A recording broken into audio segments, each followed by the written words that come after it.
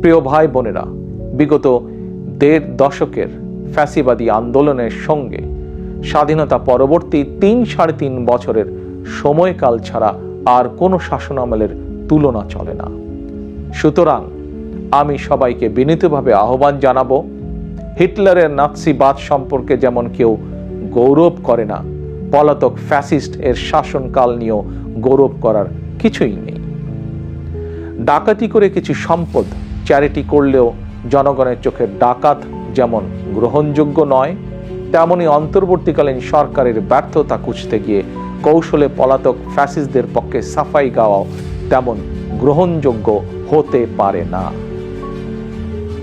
যারা কৌশলে ফ্যাসিবাদী শাসনের সঙ্গে বর্তমান অন্তর্বর্তীকালীন সরকারের তুলনা করতে চান, তাদেরকে স্মরণ করিয়ে দিয়ে বলতে চাই, 5ই আগস্ট বাংলাদেশে যা ঘটেছে এটি শুধু বাংলাদেশ নয়, বিশ্বের ইতিহাসেও মনে হয় নজিরবিহীন।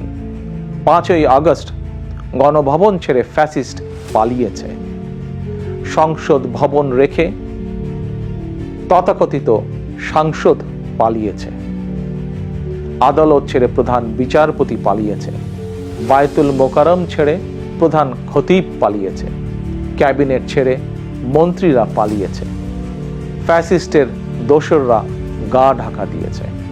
তবে উদ্বেগের বিষয় হচ্ছে, পলাতক এই ফ্যাসিস্টের চক্রের মনে এখনো কোনো অনুতাপ অনুশোচনা নেই।